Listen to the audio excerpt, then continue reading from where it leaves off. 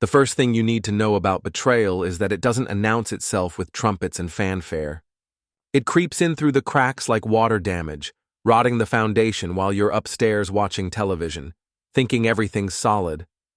My name is Hank Dorsey, and I'm what people in this Rust Belt town call a handy guy. I fix broken pipes, patch drywall, and rebuild porches that have seen better decades. It's honest work, even if it doesn't pay enough to keep my wife Lisa in the designer clothes she thinks she deserves. Lisa works as a paralegal at Morrison & Associates, the biggest law firm in our little corner of nowhere. She's been climbing that ladder for 3 years now, and every rung higher makes her look down on me a little more. These days, she talks about advancing her career and networking opportunities, like their religious experiences. This morning started like any other.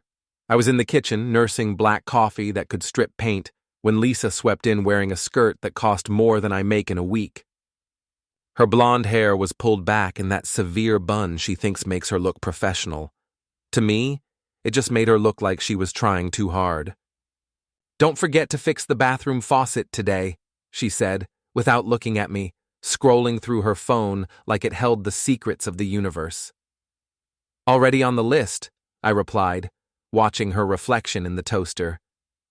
She was texting someone, her fingers flying across the screen with the kind of urgency she never showed when I tried to talk to her. "Good. I'll be late tonight. Big case meeting." "Another one?" She finally looked up, her blue eyes cold as January. "Some of us are trying to build something, Hank. Some of us have ambition." The words hit like a slap, but I kept my face neutral. After 12 years of marriage, I'd learned to take her shots without flinching. "Sure thing, honey. I'll keep the home fires burning." She grabbed her designer purse and headed for the door, her heels clicking against the hardwood floors I'd installed myself. "Don't wait up." And just like that, I was alone in the house we'd bought when we still believed in forever. The silence felt heavy, oppressive. Even the coffee tasted bitter. I spent the morning replacing the bathroom faucet, a job that should have taken 30 minutes but stretched to 2 hours because I kept thinking about Lisa's expression. There was something different about it lately. A smugness that went deeper than her usual condescension. Around noon, I headed to Tony's bar for lunch. Tony Castellano had been my best friend since high school, back when we both thought we'd conquer the world. Instead, we'd settled for surviving it. He owned a dive bar that served the best burgers in town and didn't judge you for drinking beer at lunch. "You look like someone pissed in your cornflakes," Tony said, sliding a beer across the scarred wooden bar.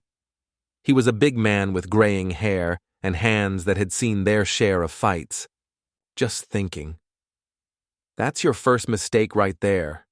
Tony grinned, but his eyes were serious. "Lisa giving you grief again?" Before I could answer, the bar door opened and Mrs. Grant shuffled in.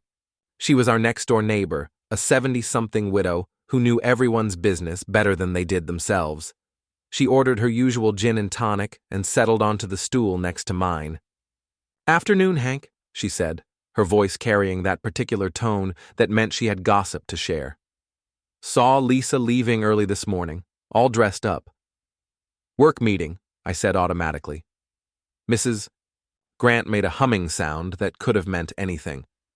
Funny thing about work meetings. They usually happen at the office, not the Marriott downtown. The beer suddenly tasted like cardboard in my mouth. "What do you mean?" "Oh, probably nothing. Just saw her car there yesterday around lunch. Probably meeting a client."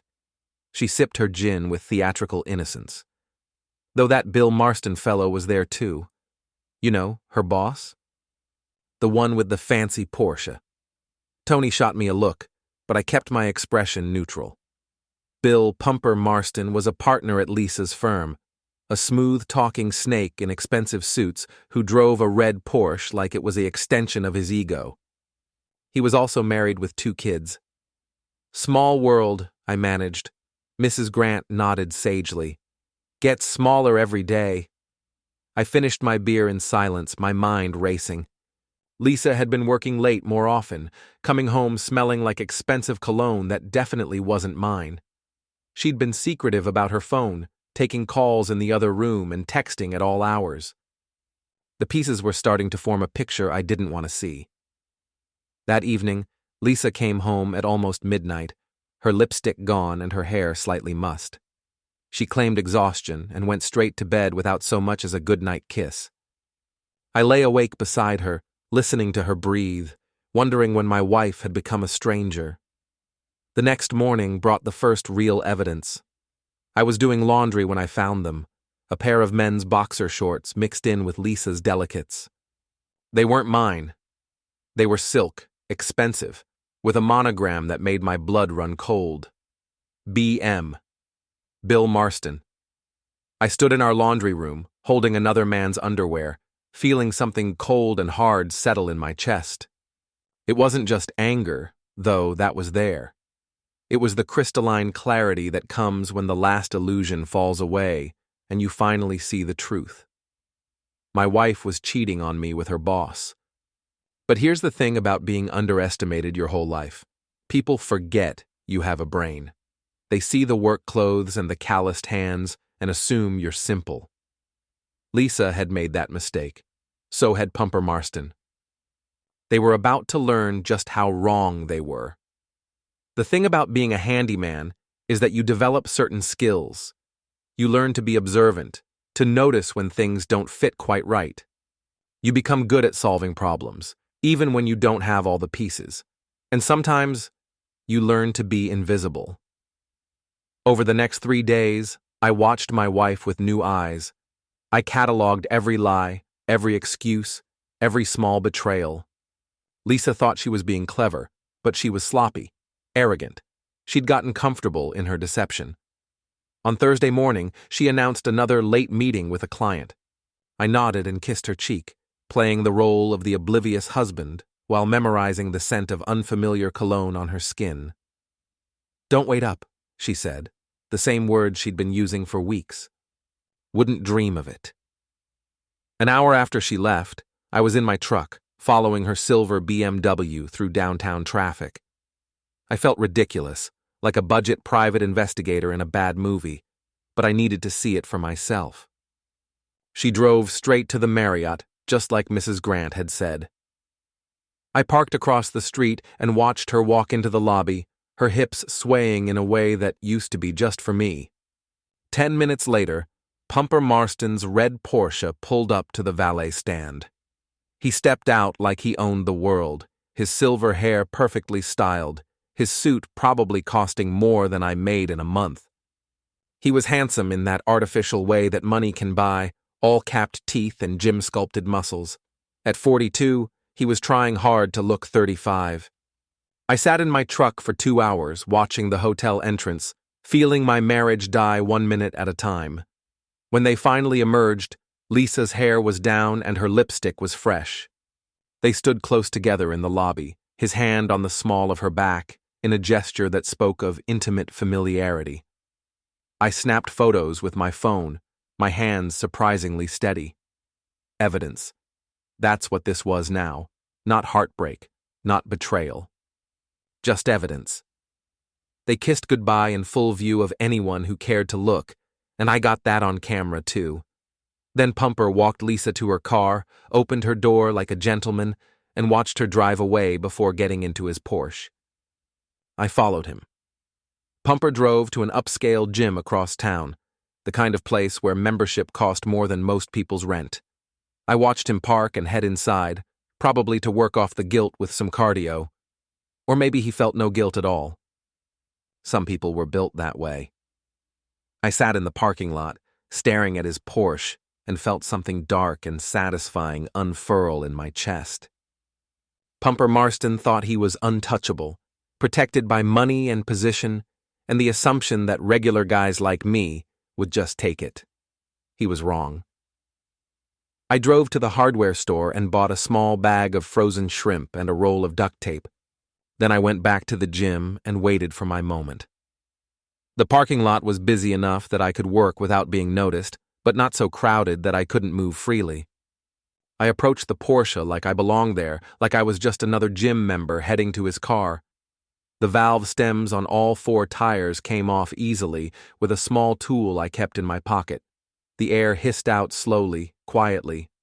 While the tires deflated, I stuffed the frozen shrimp deep into the exhaust pipe and sealed it with duct tape, making sure it wasn't visible from a casual glance.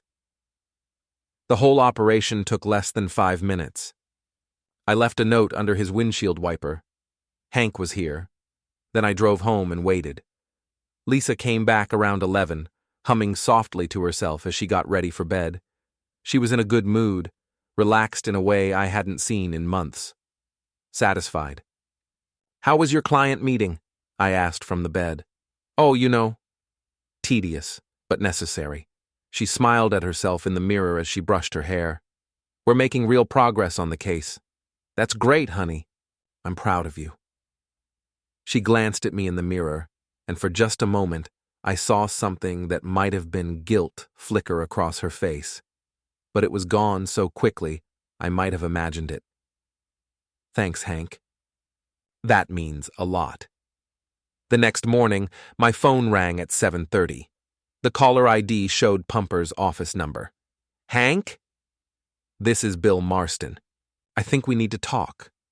His voice was tight with barely controlled anger, but there was something else underneath it. Fear. "Sure thing, mister." "Marston, what can I do for you?" "You know damn well what you can do. Meet me at Riverside Park in an hour, the north parking lot." He hung up before I could respond. I smiled as I put the phone down. Lisa was in the shower, singing something cheerful and oblivious. She had no idea that her 2 worlds were about to collide. An hour later, I pulled into the park parking lot to find Pumper waiting by his Porsche. The car was dirty and smelled terrible, even from a distance. The frozen shrimp had done their work, rotting in the exhaust system and creating a stench that would take weeks to fully eliminate. Pumper looked like he hadn't slept. His usually perfect hair was disheveled, and his expensive suit was wrinkled. When he saw me, his face flushed red with anger. "You son of a bitch!" he snarled, stalking toward me. "Do you have any idea what you've done?" I got out of my truck slowly, keeping my hands visible and my expression neutral. "I'm not sure what you're talking about, mister." "Marston, don't play dumb with me. The note, the car, all of it. What do you want?" "I want you to stop sleeping with my wife." The words hung in the air between us like a challenge. Pumper's face went through several expressions before settling on indignant denial. "I don't know what you think you know, but I know you've been meeting her at the Marriott every Thursday for the past month. I know you bought her that expensive perfume she's been wearing. I know she comes home smelling like your cologne." I pulled out my phone and showed him one of the photos I'd taken. "I know you kiss her goodbye in the lobby like you're teenagers." Pumper stared at the photo, his face going pale. "This doesn't prove anything." "Maybe not in court, but it'll be real interesting when I show it to your wife. And your partners at the firm, and anyone else who might find it educational." "You're threatening me?" "I'm informing you. There's a difference." For a moment I thought he might take a swing at me. His hands clenched into fists, and his whole body tensed. But then something in my expression must have warned him off, because he stepped back. "What do you want?" he asked again, quieter this time. "I want you to end it. Today. I want you to transfer Lisa to a different department, or better yet, help her find a job at another firm, and I want you to stay the hell away from my wife." "And if I don't?" I smiled, and it wasn't a nice smile. "Then things get a lot worse for you. Trust me on that." Pumper stared at me for a long moment, probably trying to figure out if I was bluffing. I wasn't, and something in my eyes must have told him so. "Fine," he said finally. "It's over. But if you ever touch my car again..." "You'll what? Call the police?" "I'm sure they'd love to hear all about your relationship with Lisa, especially the part where you're her supervisor." He had nothing to say to that. Sexual harassment lawsuits had a way of ending careers, even for partners at prestigious law firms. I got back in my truck and drove away, leaving him standing next to his ruined Porsche. In my rearview mirror, I could see him making a phone call, probably to Lisa. This was just the beginning. Lisa knew something was wrong the moment she walked through the door that evening. I could see it in the way she held herself, the careful neutrality of her expression. Pumper had called her just as I'd expected. "How was work?" I asked from my spot on the couch, not looking up from the television. "Fine." Same as always. Her voice was steady, but there was a tension underneath it. "How was your day?" "Interesting. Fixed the Morrison's fence, had a chat with an old friend. You know how it is." She disappeared into the bedroom to change clothes, and I heard her talking on the phone in low, urgent tones. When she came back out, she was wearing sweatpants and an old t-shirt, her armor of professional clothing abandoned. "Hank, we need to talk." "Sure, what's on your mind?" She sat down across from me, her hands folded in her lap. "I know you've been following me." I muted the television and gave her my full attention. "Have I?" "Bill told me about your conversation today, about the photos." "Ah, so we're being honest now. That's refreshing." Lisa's composure cracked slightly. "It's not what you think." "Really?" "Because I think my wife has been cheating on me with her boss for at least a month. I think she's been lying to my face every day, coming home from hotel rooms and pretending she was at client meetings. I think she's been treating me like an idiot who's too stupid to notice." I leaned forward. "Which part did I get wrong?" Tears started forming in her eyes, but I wasn't moved. I'd seen Lisa cry before when she wanted something. She was good at it. "I never meant for it to happen," she said. It just did." "Bullshit. You made choices. Every time you got in your car and drove to that hotel, you made a choice. Every time you lied to me about where you were going, you made a choice. Every time you came home and kissed me with his taste still on your lips, you made a choice." She flinched like I'd slapped her.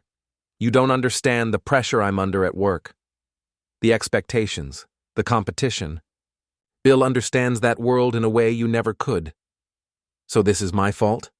I'm not sophisticated enough for you, so you had to find someone who was—" "That's not what I said. It's what you meant." We sat in silence for a moment, 12 years of marriage hanging between us like a bridge that had already collapsed. "What happens now?" Lisa asked finally. "That depends on you. Are you going to end it?" "Bill already did. This afternoon after you threatened him." "I didn't threaten him. I made him an offer he was smart enough to accept." Lisa's expression hardened. "You can't control me, Hank. You can't bully me into staying in a marriage that isn't working." "Isn't working for who? You seemed pretty happy until you decided you deserved better than the man who supported you for 12 years. "Supported me?" She laughed, but there was no humor in it. "You mean held me back? Do you know what it's like being married to someone with no ambition? Someone who's content to fix other people's problems for minimum wage while the world passes him by?" The words were designed to hurt, and they did. But they also revealed something important. Lisa had never really known me at all. "You think I have no ambition?" "I think you're exactly where you were when I married you, just older and more bitter." I nodded slowly. "Interesting perspective. Tell me, Lisa, what do you know about my college years?" She looked confused by the change of subject. "You dropped out after 2 years. You said college wasn't for you." "I said a lot of things. Did you ever wonder why I have so many law books on my shelf? Why I know so much about contracts and property law? You said it helped with your work. It does, but not the way you think." I got up and walked to the bookshelf, pulling out a leather portfolio I'd kept hidden behind my collection of legal texts. Inside was my diploma from State University Law School and my license to practice law in our state. Lisa stared at the documents like they were written in a foreign language. "I graduated summa cum laude," I said quietly. "Passed the bar on my first try. I've been maintaining my license for 15 years, taking continuing education courses online, staying current with case law. That's impossible. You're a handyman. I'm a licensed attorney who chooses to work with his hands. There's a difference. Lisa's face went through a series of expressions: confusion, disbelief, and finally, something that looked like fear. Why? She whispered. Because I like building things more than I like tearing them down.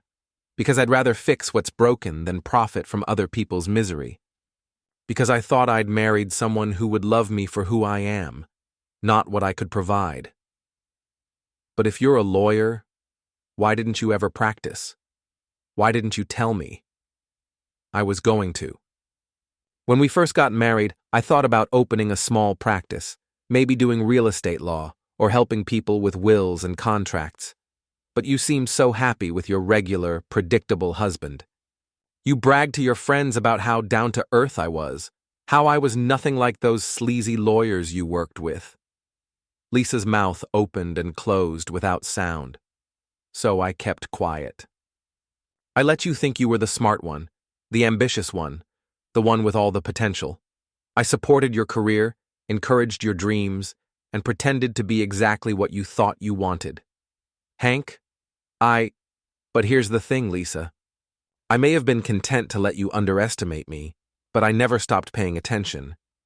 I know about the money you've been skimming from our joint account. I know about the credit cards you opened in my name. I know about the apartment you've been looking at downtown. Her face went white. How could you possibly? Because I'm not the simple-minded fool you married.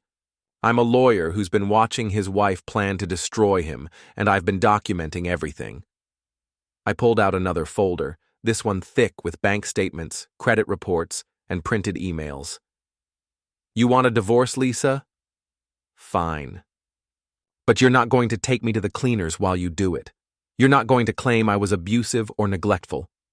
You're not going to walk away with half of everything I've worked for while you run off with your boyfriend. Lisa stared at the evidence of her own duplicity, and I saw the exact moment when she realized she'd been outmaneuvered. What do you want? She asked, her voice barely above a whisper. I want you to pack your things and get out of my house. I want you to withdraw your name from all our joint accounts. And I want you to sign a separation agreement that leaves you with exactly what you brought to this marriage. Nothing. You can't do this. Actually, I can. I'm a lawyer, remember? I know exactly what I can do. Lisa stood up slowly, her hands shaking. The woman I used to be loved you, Hank. But that woman was naive. She didn't understand how the world really works. No, she didn't. She thought marriage was about partnership and mutual respect. She thought love meant something. Silly her. I'll fight you on this. I'll hire the best lawyer I can find. I smiled. With what money? You quit your job today, remember? Pumper made sure of that after our little chat, and I've already moved our assets into accounts you can't access. That's illegal. No, it's strategic. There's a difference. Lisa stared at me for a long moment, and I could see her trying to find an angle, a way to regain control. But there wasn't one. I'd been 3 steps ahead of her from the beginning. I need time to find a place to stay, she said finally. You can stay at Pumper's. Oh, wait, he's married too, isn't he? Well, I'm sure you'll figure something out. You're very resourceful. She walked toward the bedroom, then stopped and turned back. You know what the really sad part is, Hank? If you'd shown me this side of yourself years ago, things might have been different. No, they wouldn't have. Because this isn't the side of me that loves people, Lisa. This is the side that protects me from people who would hurt me. You never would have seen it if you hadn't given me a reason to use it. She packed 2 suitcases and left without another word. I watched from the window as she loaded her car, her movements sharp with anger and frustration. When she drove away, I felt something I hadn't expected. Relief. But this wasn't over. Not by a long shot. Word travels fast in a small town, especially when it's the kind of word that people enjoy spreading. By the end of the week, everyone knew that Lisa Dorsey had moved out and was staying at a motel across town. They knew about Pumper Marston's sudden resignation from Morrison and Associates. They knew something big had happened, even if they didn't know all the details. I was having lunch at Tony's when Mel Rodriguez walked in. She'd been Lisa's best friend since college, a sharp-tongued woman who'd never liked me much. She spotted me at the bar and made a beeline in my direction, her face flushed with righteous anger. "You bastard," she said loud enough for everyone to hear. "How could you do that to her?" The bar went quiet. Tony moved closer, ready to intervene if things got physical, but I waved him off. "Do what, Mel? Don't play innocent with me." Lisa told me everything. How you've been stalking her, threatening her boss, stealing money from your joint accounts. Is that what she told you? She's devastated, Hank. Completely broken. She's staying in some fleabag motel because you threw her out with nothing. I took a sip of my beer, considering my response. Did she mention why I threw her out? She said you've been paranoid and controlling for months. That you accused her of cheating without any proof. I pulled out my phone and showed Mel one of the photos I'd taken at the hotel. Her expression changed as she recognized Lisa and Pumper in an intimate embrace. "This was taken last Thursday," I said quietly. "Would you like to see the others?" Mel stared at the photo, her mouth opening and closing like a fish out of water. "She said it was just work," she whispered. "I'm sure she did." Lisa's always been good at telling people what they want to hear. "But she loves you. She's always loved you." "No, Mel." She loved the idea of me, the safe, predictable husband who would never challenge her or expect too much. But love? Real love? That requires honesty, and Lisa hasn't been honest with anyone in a long time, including herself. Mel looked around the bar, suddenly aware that everyone was listening. Her face reddened with embarrassment. "This isn't over," she said, but the fight had gone out of her voice. "Yeah, it is, and deep down you know it." She left without ordering anything, and the normal buzz of conversation gradually resumed. Tony slid me another beer. "That was ugly," he said. "It's going to get uglier." I was right. Over the next few days, Lisa launched a campaign to rehabilitate her image and destroy mine. She told anyone who would listen that I'd been emotionally abusive, that I'd controlled her finances and isolated her from her friends. She painted herself as the victim of a manipulative husband who'd finally shown his true colors. Some people believed her. Lisa had always been charming, and she knew how to play the wounded woman role to perfection. But others had questions. They remembered how happy she'd seemed lately, how she'd been talking about new opportunities and exciting changes in her life. They wondered why someone who claimed to be afraid of her husband had been staying out until all hours and coming home humming love songs. The truth has a way of surfacing, especially in a small town where everyone knows everyone else's business. It was Mrs. Grant who provided the final piece of the puzzle. She'd been keeping quiet about what she'd seen, but Lisa's campaign of lies finally pushed her over the edge. She called me on a Tuesday evening, her voice trembling with indignation. "Hank, dear, I think you should know what that woman is saying about you." "I've heard most of it, Mrs. Grant." "Well, she's telling people you hit her." That she was afraid for her safety. Something cold and dangerous stirred in my chest. "She said I hit her?" "At the grocery store this afternoon. Made a big scene about how she's finally free from your abuse. Had half the women in produce feeling sorry for her." "I see. Now, I've lived next door to you for 8 years and I've never seen you raise your voice, let alone your hand. That woman is a liar and I won't stand for it. What are you going to do?" "I'm going to tell the truth.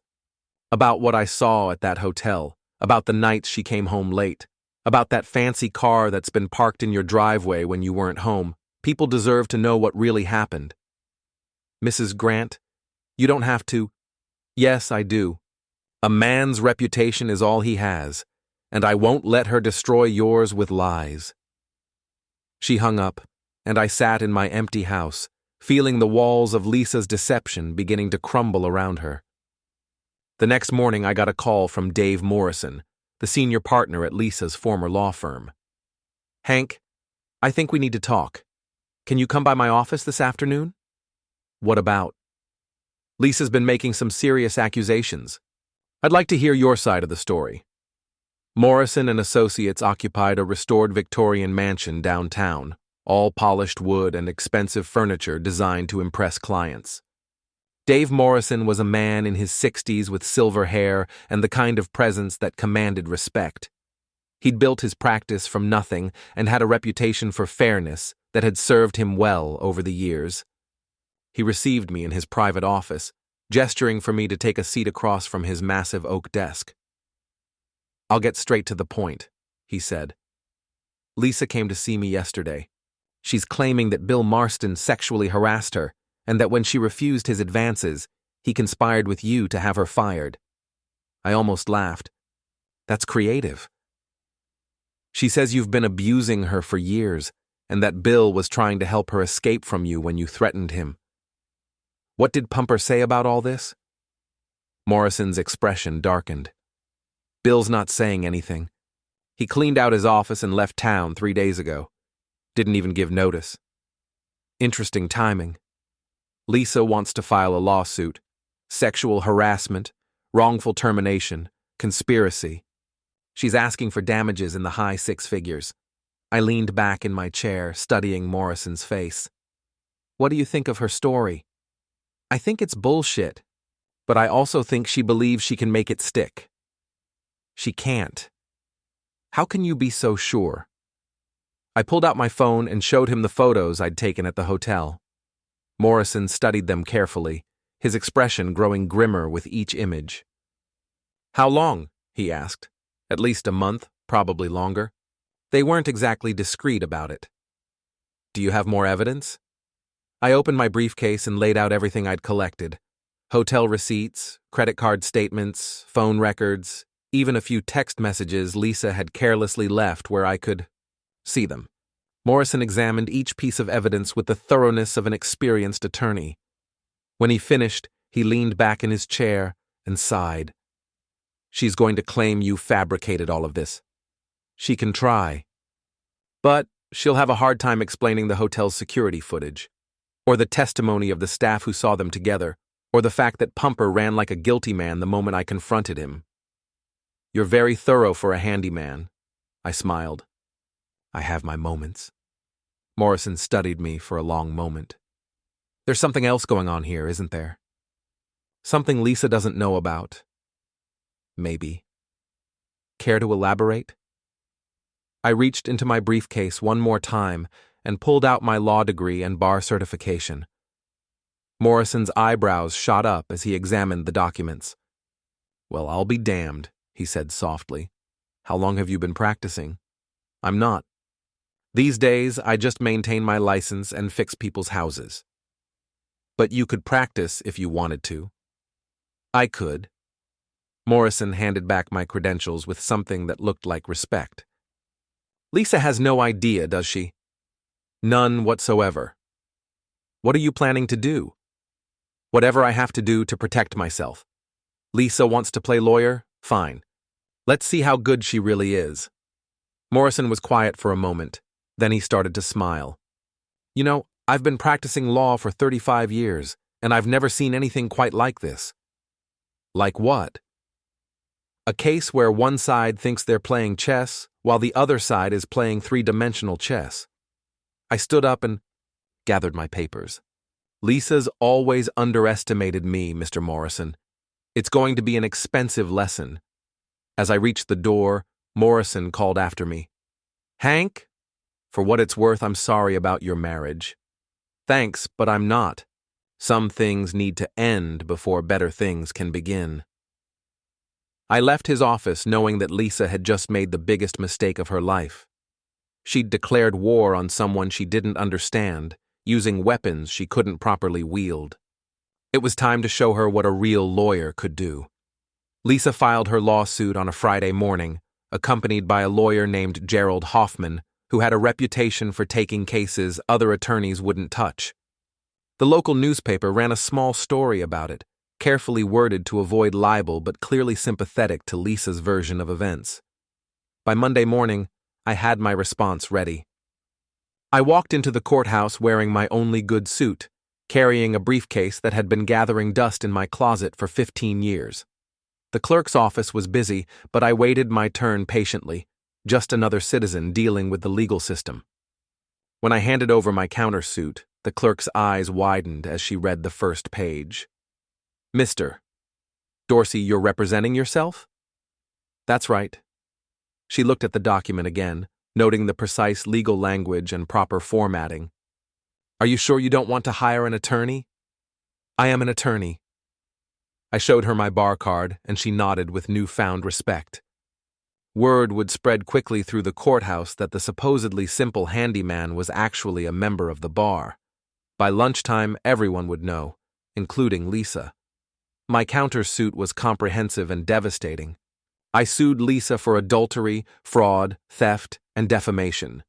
I demanded the return of all marital assets she'd hidden or spent, plus damages for the harm to my reputation and emotional distress. I also sued Pumper Marston for alienation of affection and conspiracy to defraud. But the real surprise was the evidence I attached. Photos, documents, recorded phone calls, even testimony from witnesses who'd seen Lisa and Pumper together. Everything was properly authenticated and legally admissible.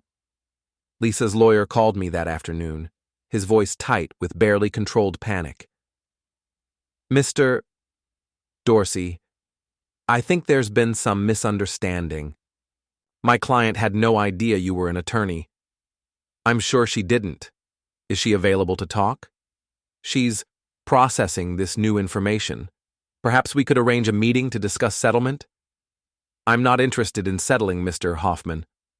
Your client wanted to play in the big leagues.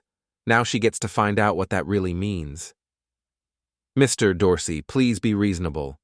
If this goes to trial, it's going to be very ugly for everyone involved.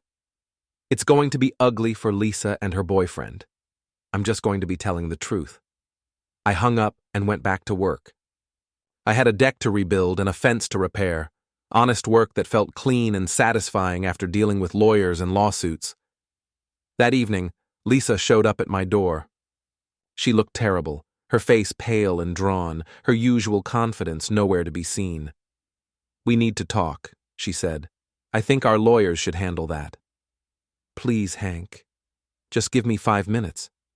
Against my better judgment, I let her in. She sat on the couch where we'd had our last real conversation, her hands folded tightly in her lap. "I never meant for it to go this far," she said. "Which part? The cheating or the lying about me? Any of it. All of it." She looked up at me with tears in her eyes. "Why didn't you ever tell me you were a lawyer?" "Because I thought I'd married someone who would love me regardless of my profession." I thought wrong. If you'd known, you would have treated me differently, but not because you loved me more, because you would have seen me as more useful." She flinched. "That's not true." "Isn't it? You fell for Pumper because he was successful, because he could give you things you thought you deserved.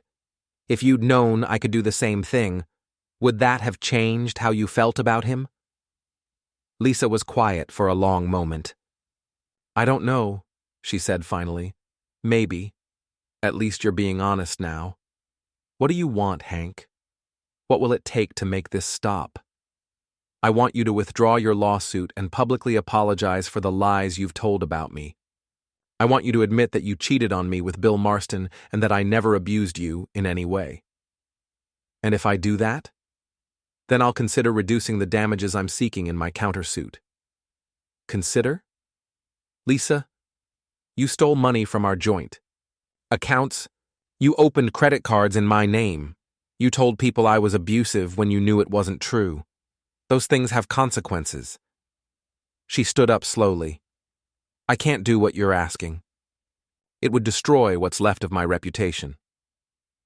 You should have thought of that before you decided to destroy mine. I never said you hit me. I just let people draw their own conclusions. That's not how the law works, and you know it. Defamation by implication is still defamation." Lisa stared at me for a moment, and I could see her trying to find some angle, some way to regain control of the situation. "You've changed," she said finally. No, I haven't. This is who I've always been. You just never bothered to look. She left without another word, and I knew there would be no settlement, no easy resolution. Lisa's pride wouldn't let her admit defeat, even when defeat was inevitable. The trial was set for 6 weeks later. In that time, Lisa and her lawyer did everything they could to build a case, but they were working with lies and half-truths while I had documentation and witnesses. Pumper Marston had disappeared completely, leaving behind only his resignation letter and a forwarding address that turned out to be fake. His abandonment of Lisa spoke louder than any testimony could have. On the morning of the trial, the courthouse was packed. Word had spread throughout the community that the quiet handyman was actually a lawyer who'd been playing a long game against his cheating wife. People wanted to see how it would end. I represented myself, standing before the judge in my good suit with my evidence organized and my arguments prepared. Lisa sat at the plaintiff's table with Gerald Hoffman, looking small and defeated. The trial lasted 3 days. I methodically presented my case, calling witnesses who testified to Lisa's affair, her lies, and her theft of marital assets. I showed the photos, played the recorded phone calls, and walked the jury through a timeline of deception that stretched back months. Lisa's defense fell apart under cross-examination. Her story changed multiple times, and she couldn't explain away the evidence I'd collected.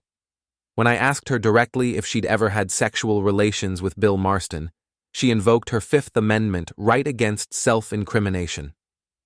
The jury deliberated for less than 2 hours. They found in my favor on all counts, awarding me damages that would ensure Lisa left our marriage with nothing. They also found that her accusations against me were false and defamatory, clearing my name completely. As the verdict was read, Lisa broke down completely, sobbing into her hands while her lawyer tried to console her. I felt no satisfaction in her tears, only a weary sense of justice finally being served. Outside the courthouse, reporters waited with cameras and microphones. I gave a brief statement thanking the jury for their careful consideration of the evidence and expressing hope that I could now rebuild my life in peace. Mr. Dorsey, one reporter called out, do you have any message for your ex-wife? I thought about it for a moment. I hope she learned something from this experience. I hope she finds a way to be honest with herself and the people in her life.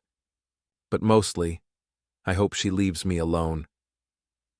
That evening, I sat on my front porch with a beer, watching the sun set over the neighborhood I'd called home for 8 years. Mrs. Grant waved from her yard, and Tony drove by with a honk and a thumbs up. My phone rang.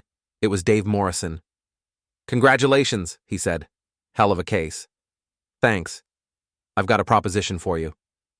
I'm looking for a new associate, someone with real-world experience and the kind of strategic thinking you showed in that courtroom.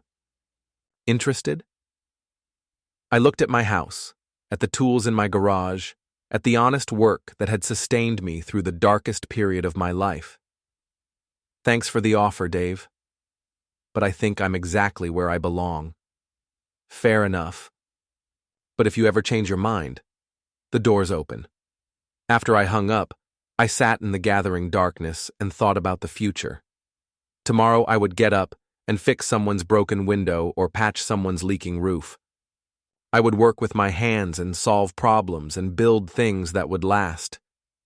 Lisa was gone, along with her lies and her betrayal and her dreams of a life I could never give her. In her place was something I hadn't felt in years: peace. The hammer had fallen twice. Once when I discovered her betrayal, and again when justice was served. But now it was time to build something new, something better, something true.